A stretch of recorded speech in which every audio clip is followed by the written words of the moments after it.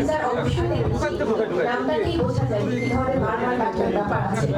এবং আমরা টিজার দেখে আমার ব্যক্তিগতভাবে ভীষণ ভালো লেগেছে এবং আমি স্টোরিটা বলবো যে এখানে যারা দেখবে সিনেমা হলে তারা অবশ্যই একটা মুগ্ধতা নিয়ে বের হবে, কারণ এই গল্প সিনেমাটাই এমন।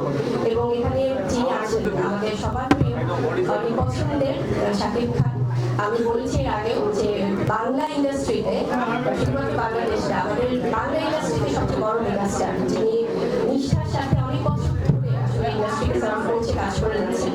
তো অনেক অনেক ভালোবাসা বর্বাদের জন্য। এবং আমার মনে হয় যে আসলে কোনো ছবির সাথে কম্পিট করতে আমরা আসি না। আমরা যারা যেমন বরবাদ বা জঙ্গি প্রত্যেকটা সিনেমায় কিন্তু ইন্ডিভিজুয়ালি তাদের মতো করেই কিন্তু তাদের প্রেজেন্টেশনটা দিবে।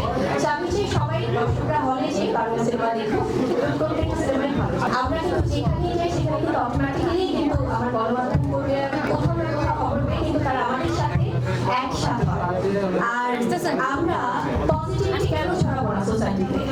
আমরা যদি সারাক্ষণ মারামারি হানাহানি, সারাক্ষণ সবার সাথে দ্বন্দ্ব ঝগড়াঝাটি এগুলো যদি সোশ্যাল মিডিয়াতে দেখতে থাকি, তাহলে কিন্তু আমাদের মেন্টালিটি মানসিকতা চোখে হয়ে যাবে।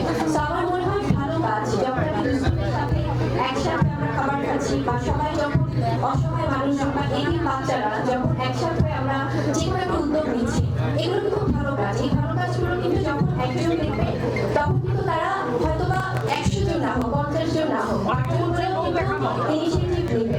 তো আমার মনে হয় ভালো কাজ ছড়ানো উচিত। তাহলে আপনার কি মনে হয় যে আপনি শুধুমাত্র দ্বন্দ্বটাই আপনি স্প্রেড করবেন, পজিটিভটা স্প্রেড করবেন না? এটা তো ঠিক না ভাইয়া।